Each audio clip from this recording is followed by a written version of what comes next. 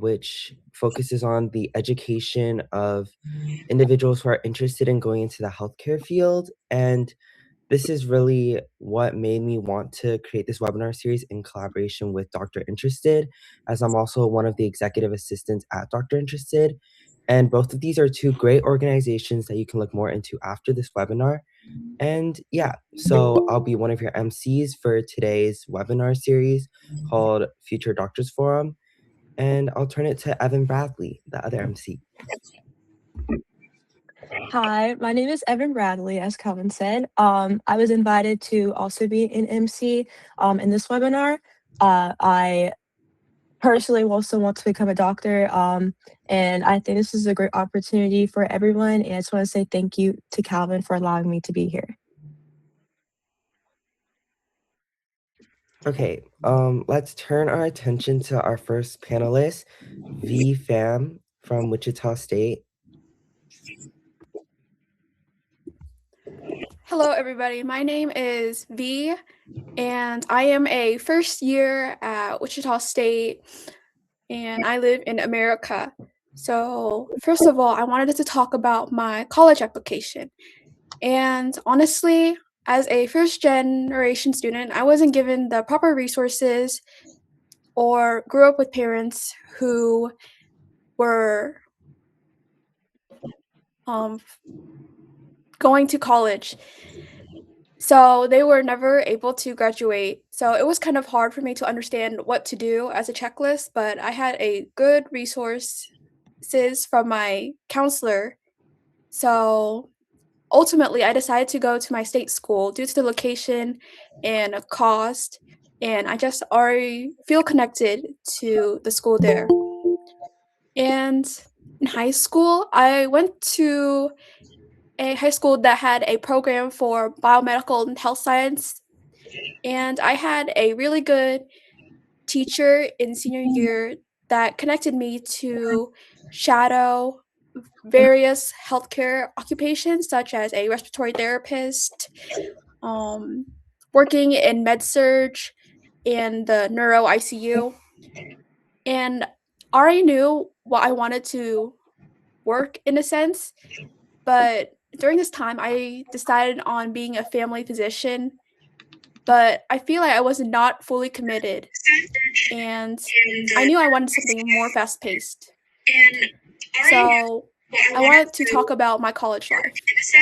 As of right now, I am taking mostly online courses, so it can kind of feel like isolated, but having a strong bond, if you're in like a pre-med club, can make you feel more connected to the school and your involvement.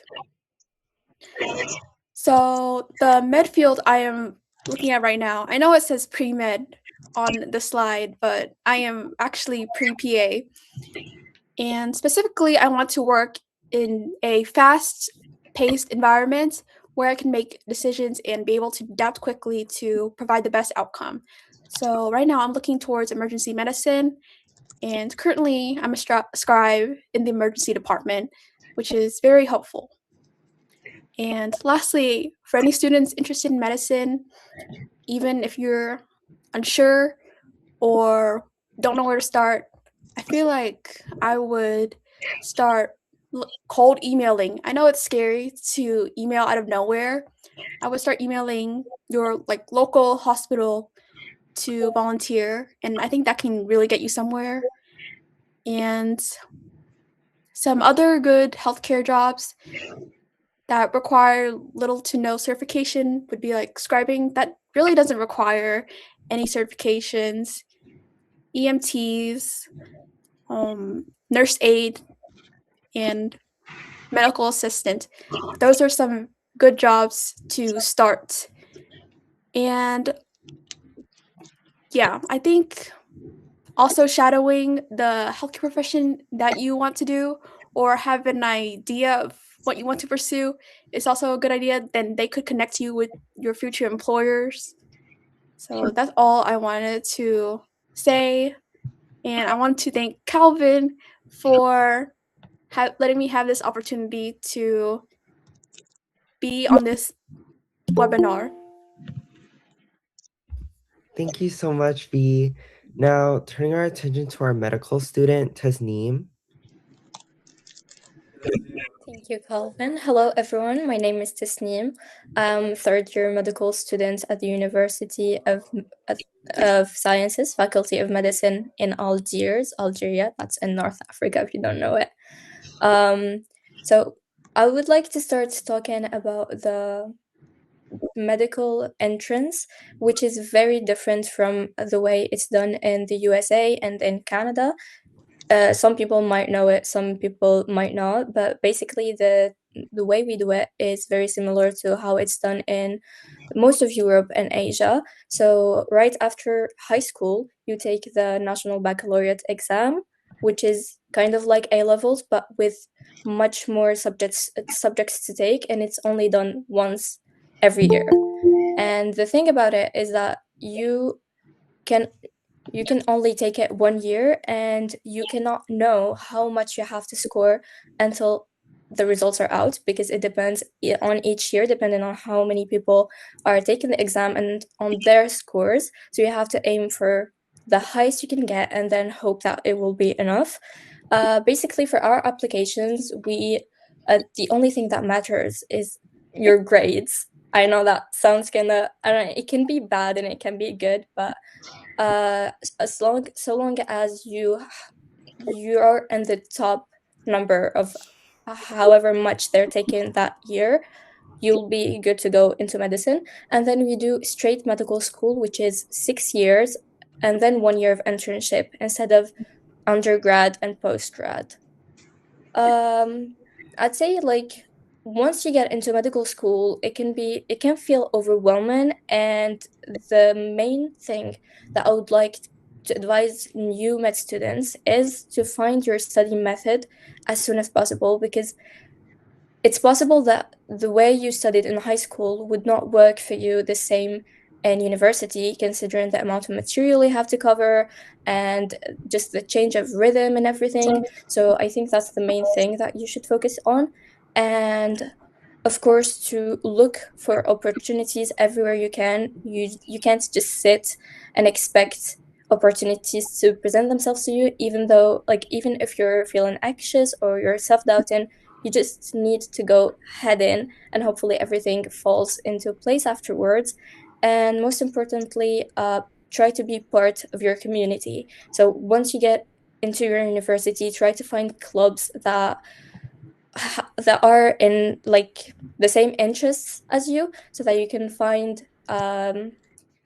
like-minded people, and try to find people that just will help you survive medical school, because it can get tough and it can get overwhelming. So you need to find your people, and if you don't, then it's not too bad. You can just find your own support system that works for you. And I think that will be it. Thank you, Calvin and Evin, for having me here. Thank you so much, Tasneem, for sharing. Finally, we'd like to give it over to our last panelist, Dr. Anika Goodwin. Good afternoon, everybody. Thanks for joining today and giving us a little bit of your time on a Sunday. I know you guys have a heavy workload and are super busy.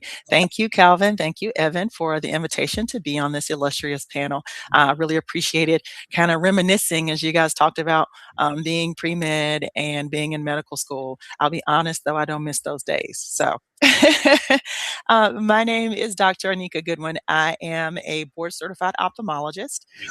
I have been practicing, it's embarrassing to say this almost, but it'll be 20 years for me this year that I've been in practice. I went to medical school at the Medical University of South Carolina. I'm originally from South Carolina. For undergrad, I got a degree in pharmacy from the University of North Carolina, Chapel Hill. And I did my internship at UNC Hospitals. I did my residency at State University of New York, Downstate Medical Center in Brooklyn, New York. I then did a fellowship in oculoplastic surgery and ocular trauma at Kresge Eye Institute at Wayne State University in Detroit, Michigan. So it's a long road. And it's going to take you a lot of different places.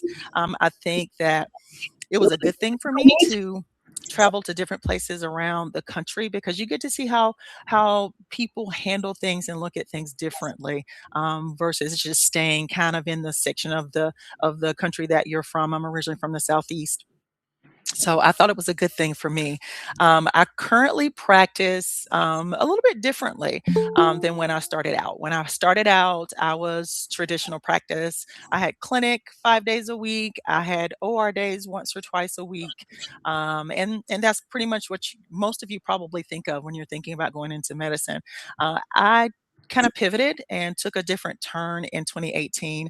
I now am a full-time locums physician. So locum tenens is basically when you travel. So I'm a travel doctor. There are a lot of level 1 and level 2 trauma centers around the United States that just don't have ophthalmology coverage.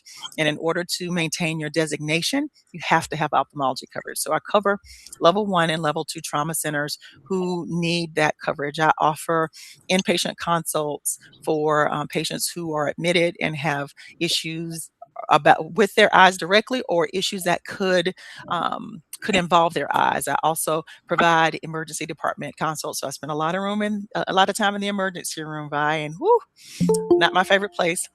I wish you well. It's busy and it's hectic, but it's also fun and it's different. So I really enjoy what I do. I also am heavily involved in telemedicine.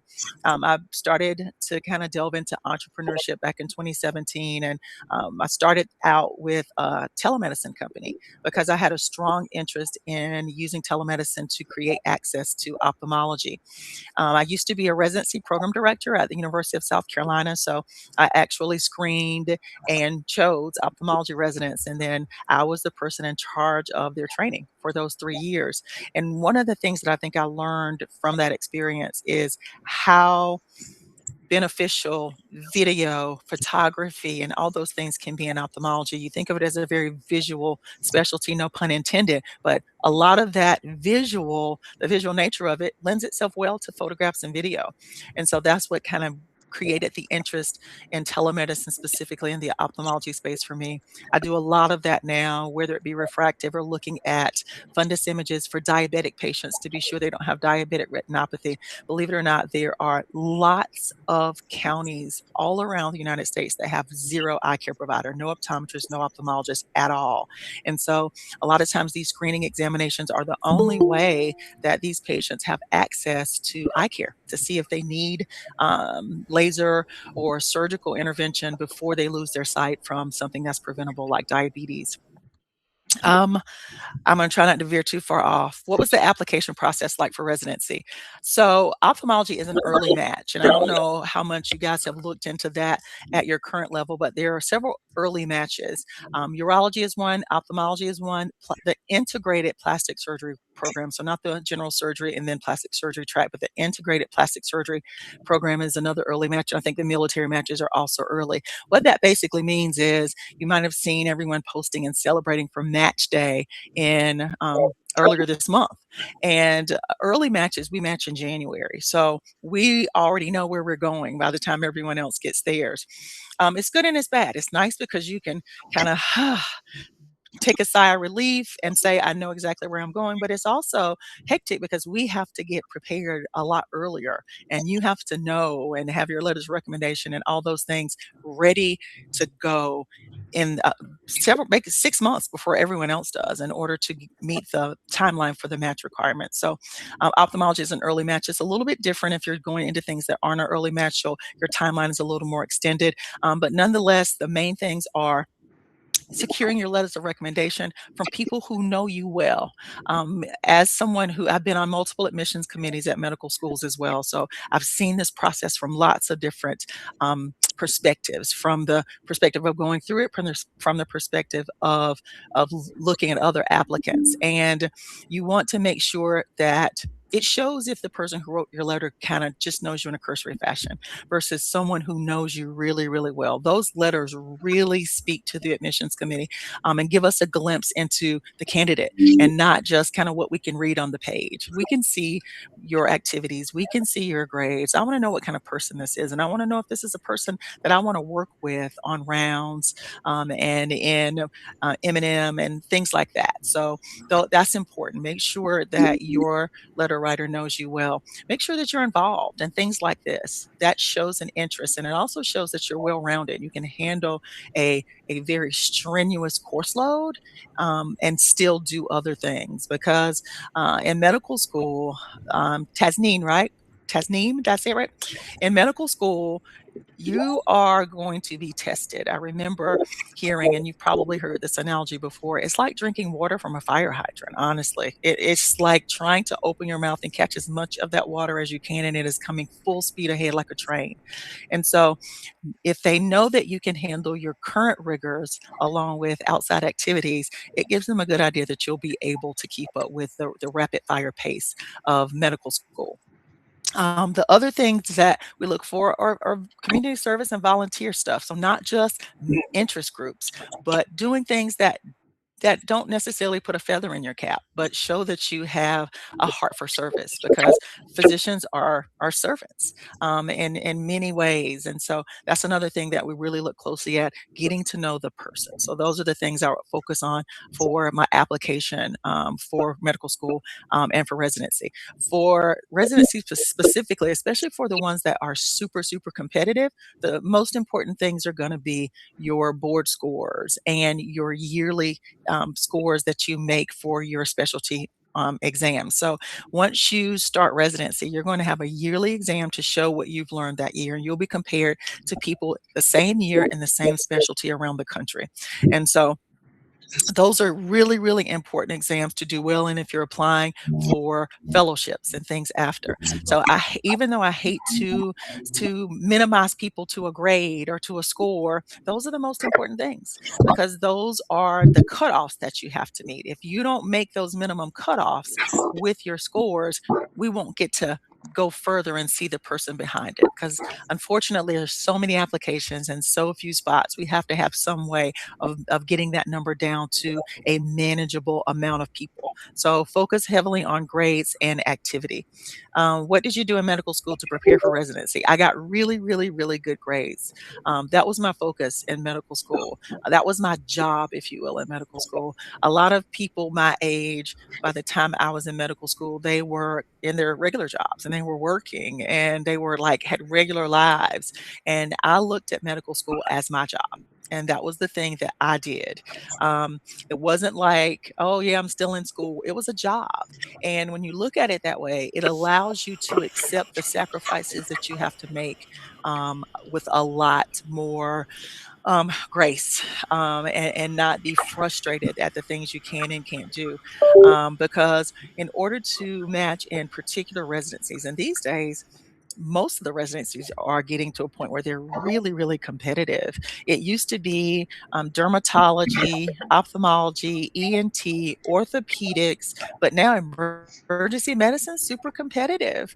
And there's a few others out there that are more difficult. Plastic surgery is another one that's really difficult. And you have to enter into the process with good grades. You also have to have very strong test scores. You're going to take the USMLE, United States Medical Licensure Examination. You're going to take that, and your first step is going to be while you're in medical school. You need to blow that out of the water. And so part of your job as a medical student is to prepare for that test because that score will either open lots of doors for you or close some doors for you. And so what you score on that exam is pivotal in being able to make the decisions about what you want to do later.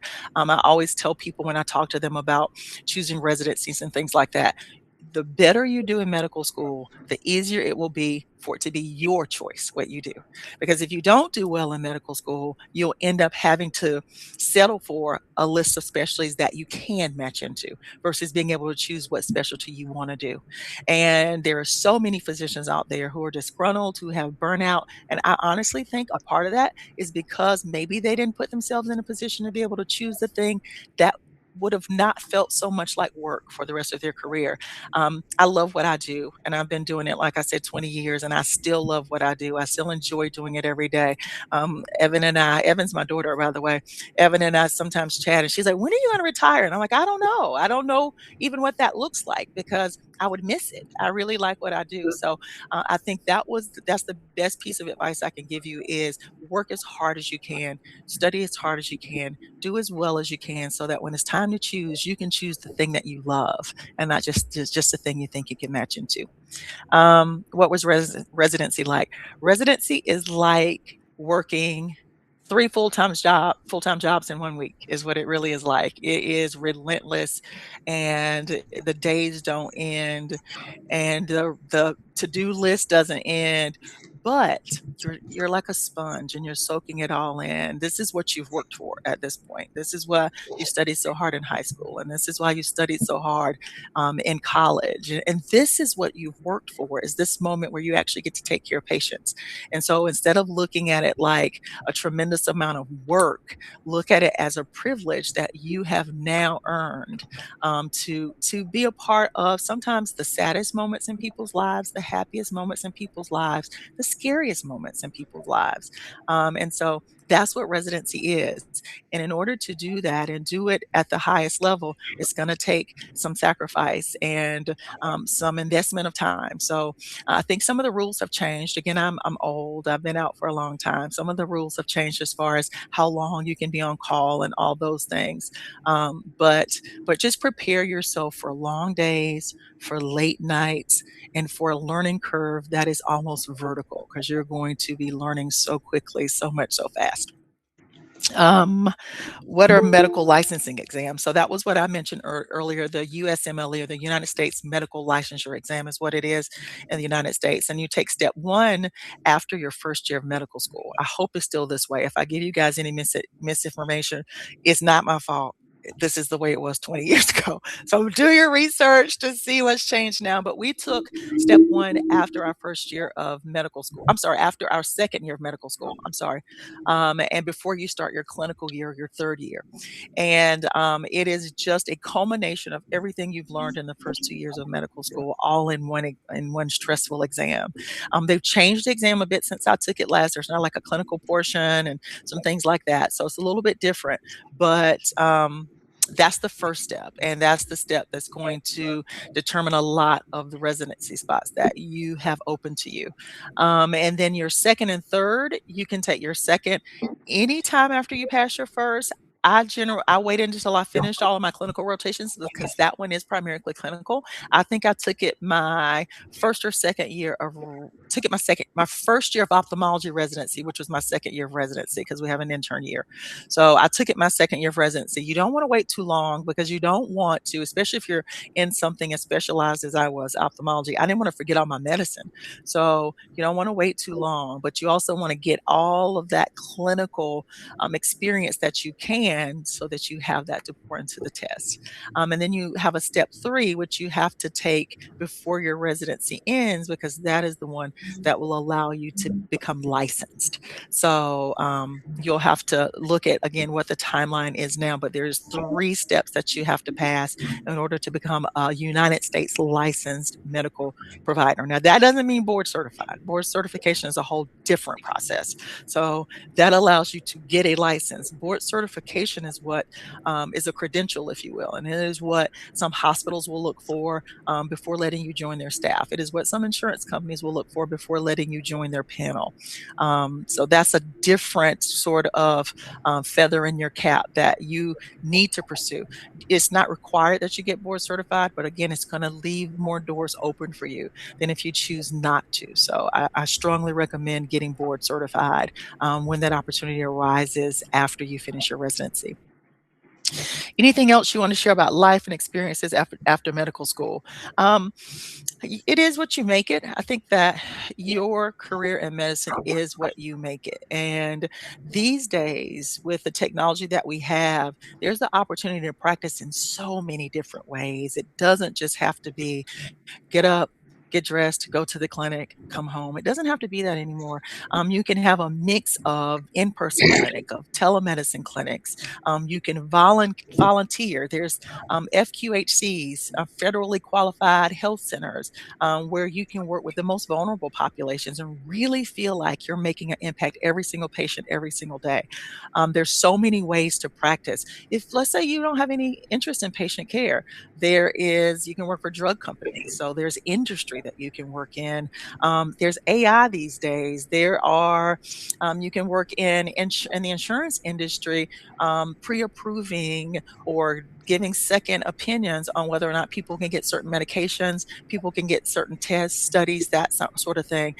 There are so many things you can do with your medical degree. You can be a influencer on social media. I see there are people who don't even practice medicine anymore, and they just do social media, and they teach people within their specialty, and then they sometimes promote products within their specialty. So there's so many things you can do with a medical degree. It opens so many doors. If it's something that you're interested in now, I would strongly encourage you to pursue it. I know some of my colleagues have gotten really down on medicine, and they'll say, "Don't go to medical school. It's horrible. Medicine is tough now. It's horrible, this, that, and the other, and you don't have a lot of autonomy. Everyone wants to tell you what you can do and what you can't do."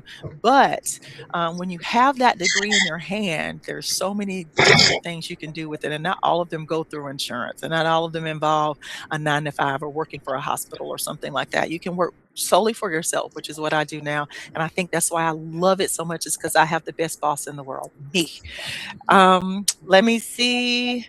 Anything else you want to share about life experiences after? No, we did that. Any tips for students interested in medicine? Study hard, do well, look for experiences on your own. I can't remember who said it, but cold call people, cold email people about shadowing them and spending time with them, getting to know the thing you think you're interested in, because you might spend some time, you might think you're interested in family medicine. You may spend some time with a family medicine doctor and say to yourself, "I absolutely would never do that." Now is the time to figure that out.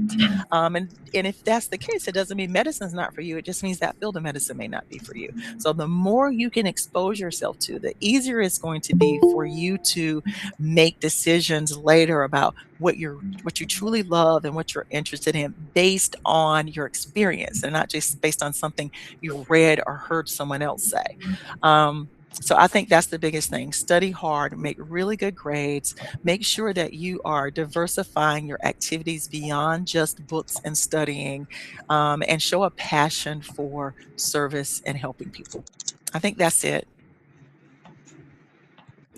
Thank you so much, Dr. Goodwin. And I've also heard about you using your medical degree to take certain other entrepreneurial endeavors. Would you mind sharing about your experience sort of innovating your own products to, like, using your knowledge from your degree to make certain products that can better serve communities? Absolutely. So I mentioned a little bit earlier that I got into entrepreneurship around 2017. My first foray into entrepreneurship was a telemedicine company. It was a huge undertaking, and I had no business experience at all. I'm one of those people who often look at things, and I think a lot of you will find yourselves that way, because a lot of physicians are this way. We're problem solvers, and so we'll look at things and we'll say, that could be done differently, or that could be done better, or I would do it this way, and I think that would work better, sort of thing. And I've always had that type of mindset or personality. And so after I tried to get a telemedicine company, which was huge, a huge undertaking, off the ground, I kind of discovered I had a love for creating things. And so one of the things that I really, really used to be totally addicted to was eyelashes. I did miss an appointment. I constantly got my lashes done. It made me feel confident. I'm not a makeup person, and as a surgeon, your days can start early and end late. And I could not imagine myself sitting in the mirror putting on like mascara, all this stuff, before I had to go to a clinic or the OR. And I'm like, I'm just not doing that.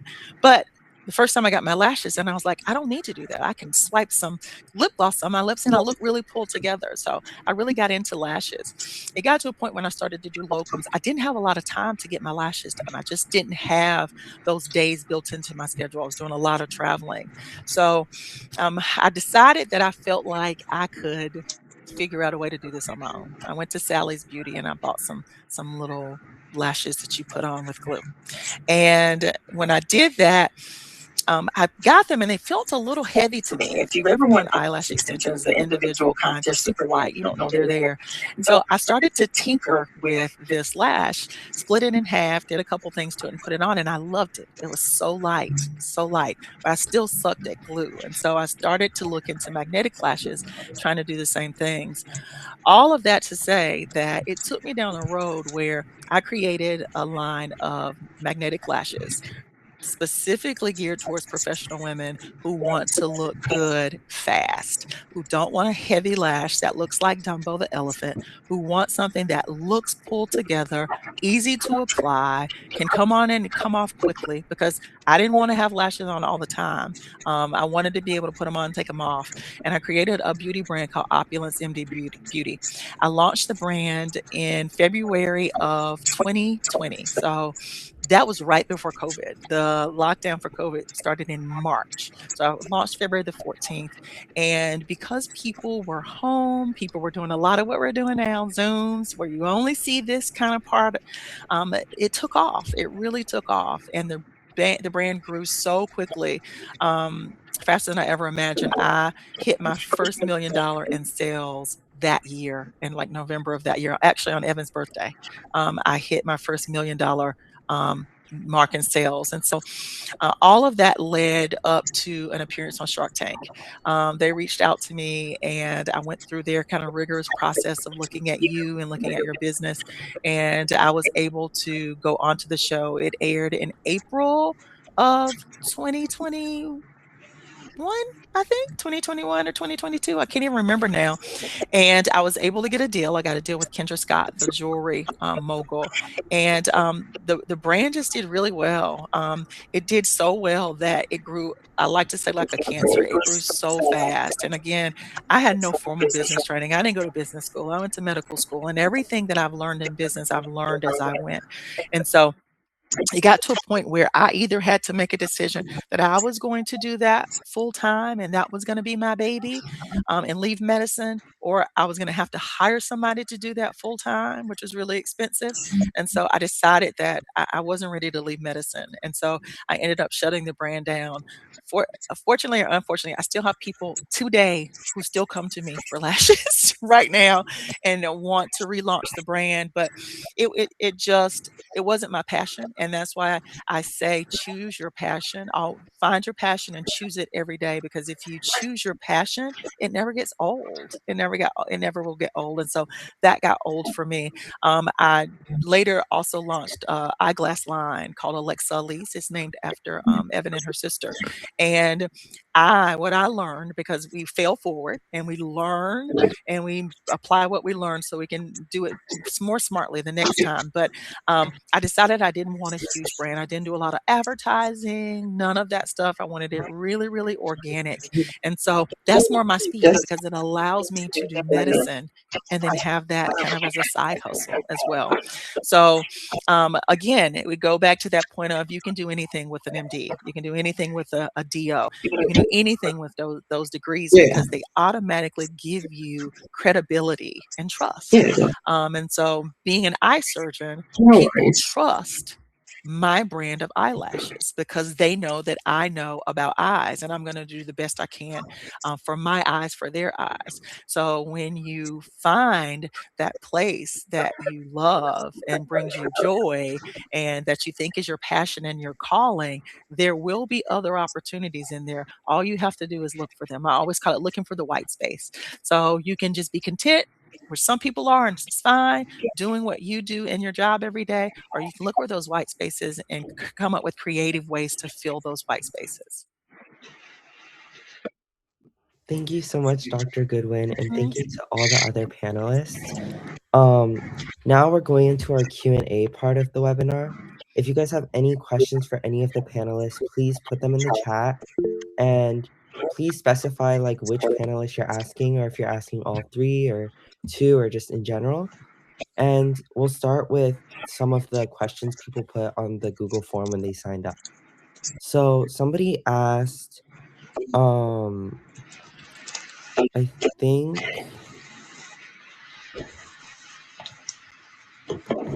for V, what opportunities really built a strong profile for you, and how do you get access to them? I know you mentioned like cold emailing and shadowing, but like, if you're in high school or you're really young and you know you want to go into pre-med or something related to medicine in college, how would someone find these opportunities?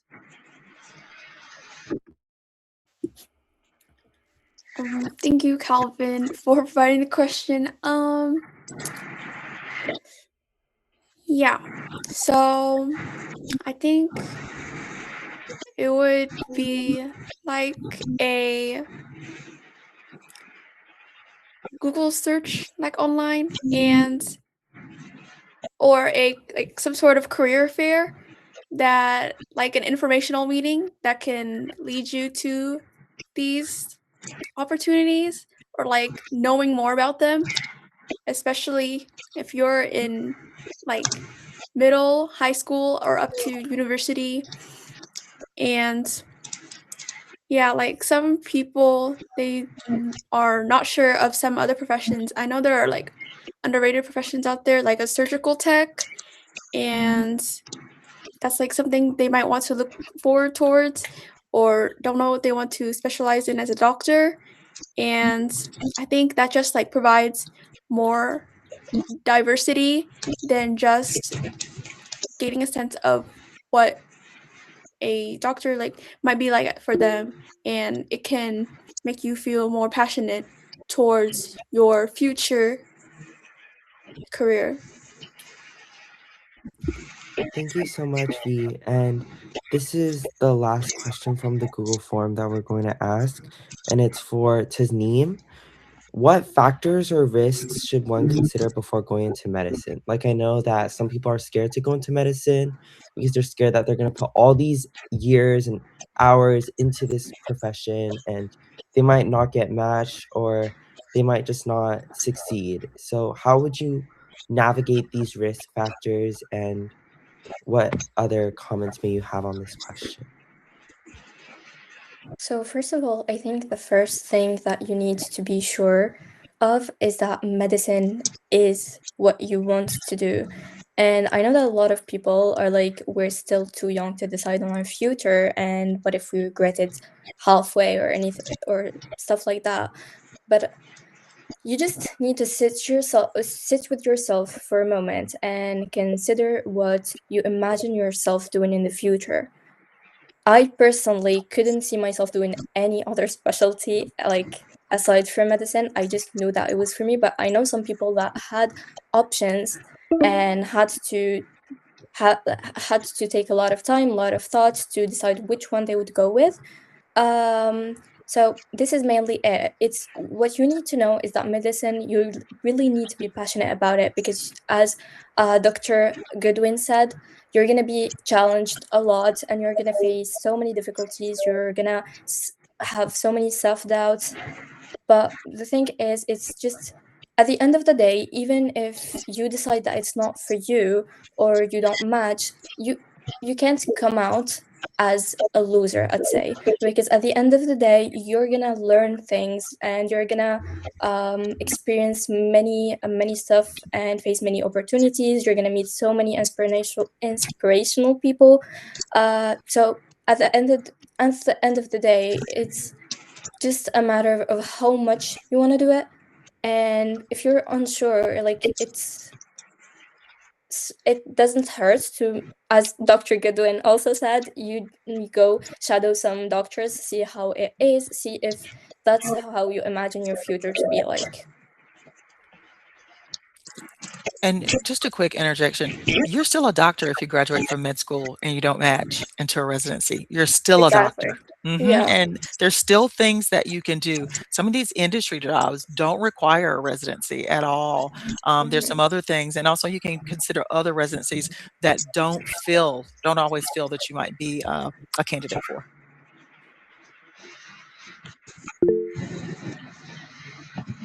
Thank you, guys. Okay, we have some questions inside the chat. The first one is for Dr. Goodwin. I'm in 7th grade right now in the US. I want to be a physician and recently got certified in CPR/AED, first aid, BLS, ACLS, PALS, BBP, and HIPAA. And I'm currently taking a medical terminology course at, sorry if I mispronounced this, Udemy. The question is, where can I get opportunities? And do you have any tips on how to build a good profile for college applications? Well, I'm already impressed. I'm going to say that because I don't even like to keep up with my pals and my ALS and my BLS. So you are doing great with what you're doing, showing a huge amount of initiative, and that's huge in this world of medicine. So I think that you are really, really so far ahead of the curve. It's never too late to start shadowing, and there will be people who'll be willing, even as a 7th grader, to let you shadow. The other thing is become like a candy striper or something and get some hospital experience. One of the reasons why I went to pharmacy school was because I wanted hospital experience. And so I knew that we would do clinical rotations. I knew it would put me in a place that I wanted to be so I could see other things while I was there. So do things that don't necessarily appear to be in the vertical, but put you in the space. And then you're able to just soak up all you can from everyone. People inside hospitals and doctors' offices and things like that usually are so happy to share their knowledge. A lot of doctor means teacher. So a lot of people in that field are so happy to teach, especially inquisitive minds who are excited about learning. So put yourself in those spaces. And then if you're close enough to those people, say, what is that you're doing? Or why are you doing it? That kind of thing. So I think you're really far ahead of the curve and you're doing great. I'm super impressed. And I think there's another question for Dr. Goodwin. And since you were on like the admissions board for a residency program, do you think it matters where people go for pre-med and med school? We do look at that. Not necessarily pre-med. We do look at where you got your undergrad degree from and what you got it in. But as long as you have your pre-med requirements, we're impressed by people who got a degree in the fine arts or something like that because we like well-rounded people. But where you went to med school, there's some med schools that are they're higher than others that are tiered higher. You need to know what those tiers look like. And it doesn't mean that you can't match if you didn't go to these higher med schools. But if we see those people, we know how hard they work to get those grades, and so that goes a long way. Because residencies are tiered. I wasn't at like a Wills Eye Hospital or a Wilmer. Those are some of the top ophthalmology programs. I was at a lower program, and so the applications we see probably don't look anything like the applications that they see. And so people choose wisely where to apply based on their credentials. They're wisely going to choose places that they think they can match into. So I would say that the people who chose to apply to the program that I was program director for knew that their odds of matching with our program were great versus maybe matching at like a Wills Eye Hospital or a Wilmer, they wouldn't have had an opportunity. So you have to be smart about where you apply. Thank you, Dr. Goodwin. Another question for you is, how do you get board certified? Board certification comes when you take the certification exam after you finish your residency. So you have to complete a residency in order to get board certified. If you're in the situation we talked about before, where you don't do a residency, let's say you don't match in anything, board certification isn't an option. So it only comes after a residency. And it's basically a culmination of everything you learned clinically, academically within your residency program. And you take mine had a written test and an oral exam. And it was one of the toughest exams I think I've ever taken. I remember the oral exam sweating through my suit. It was that intense. But once you finish, it basically tells the world I've mastered this topic and I can function. I can function very safely and because the boards are to make sure that we put safe physicians forward, and I don't know what word I'm looking for, but basically consistently. I know what I need to do, and I can do it, and I can make the right decision, most 9 times out of 10. So that's what the boards are about, and that's how you become certified. Complete a residency, take your exam. If there's a oral exam, take that exam, pass those exams, and you will be board certified. You also have to maintain that certification. Varies by specialty. In ophthalmology, I have to recertify every 10 years. Thank you, Dr. Goodwin. Okay, our last question in our chat can be for any of our panelists, and it is, what do you think about med school in the Caribbean?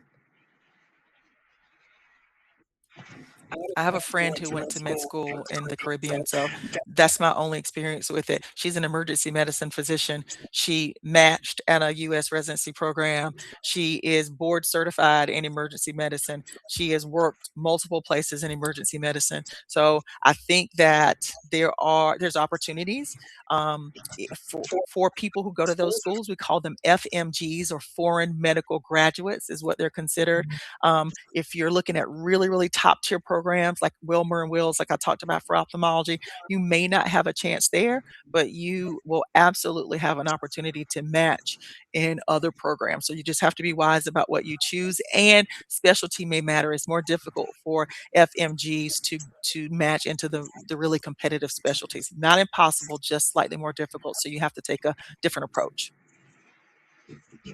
Okay, and I know we're running low on time, so I'll get Otto, the founder of Dr. Interested, and Sanjana from HEAL to quickly, like maybe 2 or 3 minutes, talk about their respective programs, and then if you have time, we'll ask a few more questions.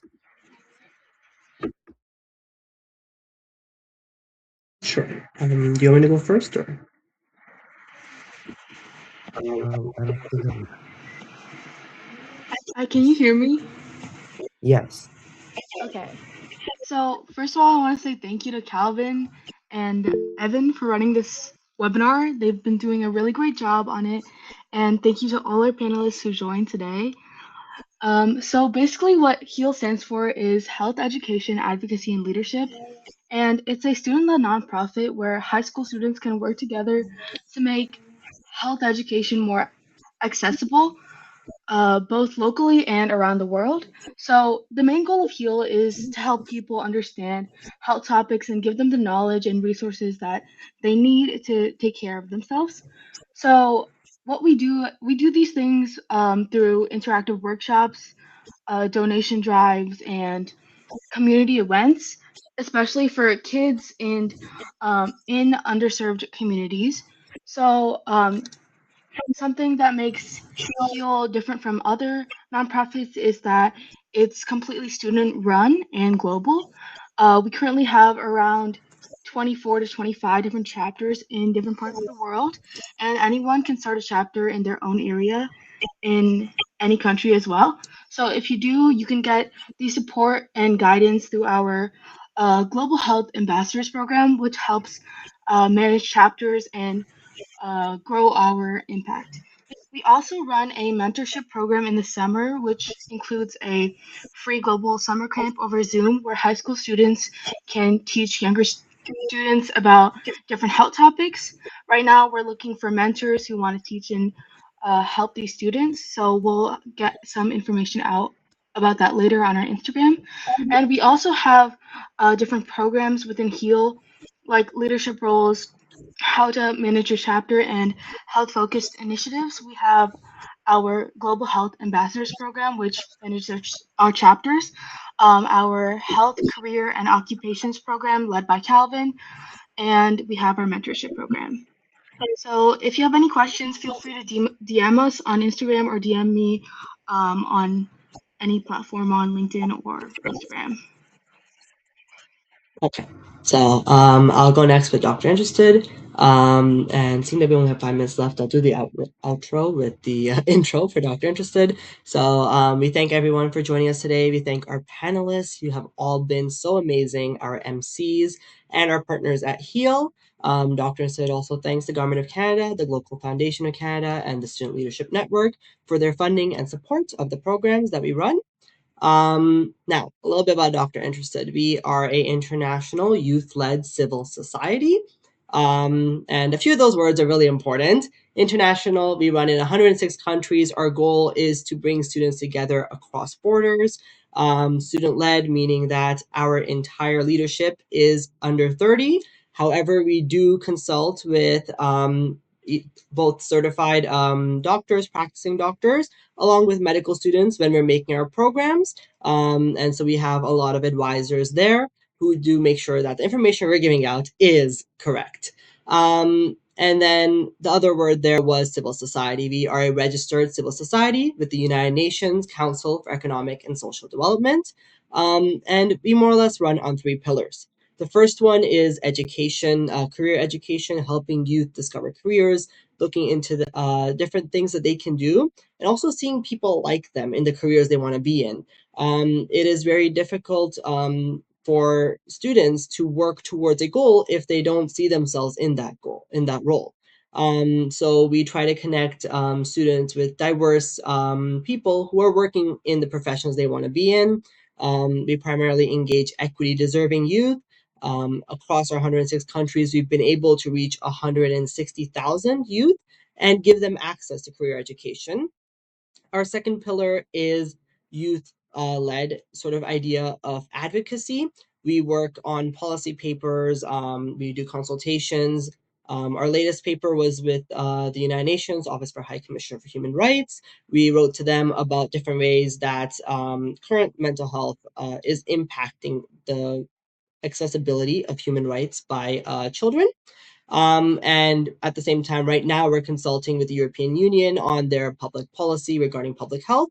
So things like that helps keep our youth at the forefront of health advocacy. Youth are a big percent of our population, and yet they have little to no say in the public policy surrounding health, surrounding education, surrounding their lives. Our goal is to get them into those roles. And finally, the third pillar we stand on is community, the idea that we can come together and have that space for people to be together, to enjoy, to learn about each other, but just to have that place to go to when they need a little help, when they need some friends to be with, when they need that time just to detach from school and have that sort of community behind them. With that, we have our website, drinterested.org. And since we're out of time, I just want to thank everyone for coming, and I'll pass it to Calvin for any last remarks.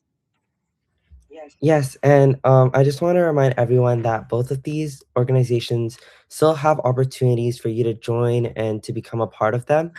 They're not mutually exclusive. Like me myself, I'm a part of both of them, and I saw this intersection within both organizations, and that's really why I wanted to create this opportunity for everyone. And I think we have less than a minute. So thanks everyone for being here today. Thank you to the panelists, to Sanjana, to Adil, and to everyone else that joined and had questions. I'm so sorry we weren't able to ask all the questions, but yeah, thanks everyone for joining on this Sunday and have a great afternoon. Thank you, everyone. Thank you. Have a great day.